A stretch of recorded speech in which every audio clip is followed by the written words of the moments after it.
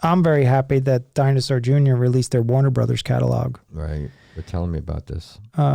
Including all bootleg concerts that I used to drive around with like a maniac and listening to.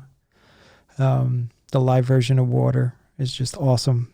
But I enjoyed it. Did you get a chance to check anything out? Yes, I did. And for the first time, I sat down and listened to a whole Dinosaur Jr. record. Whoa. It was handed over. Right. And I enjoyed it. Now, totally enjoyed that record. That's probably the most obscure Dinosaur Jr. album going. Like, that's the last album people usually reference. Yeah. So, really? Yeah. Well, I went, the album before that with the Wagon. Green Mind. Okay, Green Mind. I had to skip a lot of it. I don't know why. I besides the Wagon itself, I think it's probably the strongest song on the album. I had to skip around. I couldn't finish a song for some, but when I went to hand it over, right, the first like 3 songs got me. Like, I had to listen to it, and there was one song, I can't remember the title of it. I think I told you about it. I had to listen to it 4 or 5 times. It's my favorite Dinosaur Jr. song. How was the name of that song? Let me think, because I remember you told me. Can we move on? Can we move this? Tell me I'm your man. Yeah, Right. It's a great tune. Yeah, I had to hear that 4 or 5 times. He comes in with a smoker solo on that one too.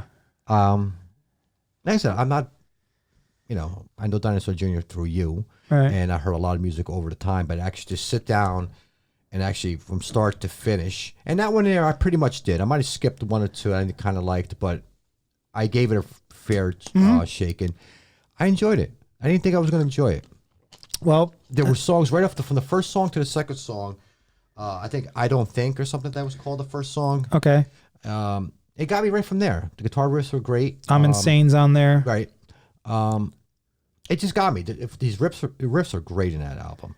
Really good. I mean, you listen to them and, I'm picking up my guitar. I'm trying to, play like him a little bit now because, he plays a lot of open chords. He's not like really a power chord guy. You know what I'm saying? Like he stays up over here and plays his G's, C's, but the way he uses those chords. He plays the entire guitar. He does. I know that, but I'm just the way he uses his chords, and it's just like, it's great. I mean, Green Mind, I personally have an issue with the production on it. I think even Jay does too. It sounds too,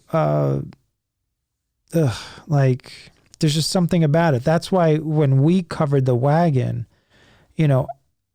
it's a lot heavier than the original, and you nailed the drums, bro. Yeah, unbelievable. Not easy. No, but fucking nailed the drums, bro. Let me tell you, son. When I listen to it, I'm like, amazing. That's me. I know. You came a long way on drums, dude. I mean, you always knew how to play drums, and you knew, like, to play beats and stuff like that.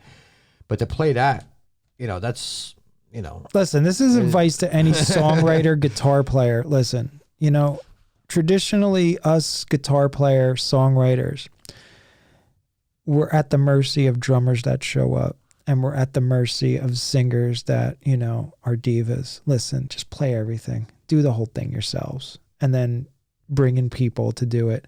Well, if they can. Learn. I mean, it's not easy to play drums. I mean, listen, I can play AC/DC beats, but beyond that, I can't go too much further. Do a little strutter in there, and I'm done. But you're right. It's easier if you can, and that's how Jay does. Yeah. I mean, Jay will write the whole album himself and call Murph up just to play live. You know what I'm saying? He'll be like, "Here, this is what you're playing," and Murph's like, "Okay, no problem." He has the easiest job, Murph. Yeah. You don't have to write nothing. Just he calls him up. Let's go on tour. The shit's already written. Ah, and he plays it really well. Without doubt. Does he change that at all when he plays live from the original? I got to take you to see them because Murph. Oh, we are definitely going to go. The Murph, and what happens is like a lot of their songs get little extensions because they play together for so long. It's almost like when Murph sees Jay go off into like solo land, right. Murph knows to go hold down the fort and extend it. Right. And then they'll get their cue, and then you'll see like Murph like close out the song. Nice. Another thing I did not like about the reissue is the Where You've Been album sucks. The remix is horrible. The original versions of that are just way fuller, way better. What do you think if you redone it? Why would you think it would be worse? Like, what made it worse? It just sounds. Usually, when they do actually remix something, it's always got to be better.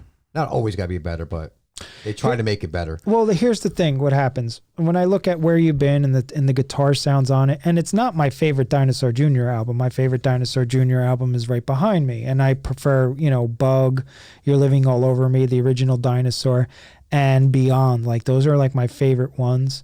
Farm is good too, and I like Green Mine, even though I don't like the production. Just the songs on there, like How You Pin That One on Me, Green Mind, Water, I Live for That Look, Blowing It. I mean, I love all those songs, and they're heavier live. Sometimes things that don't need to be touched. No. You know what I'm saying? Just leave it, Well, sometimes it's better.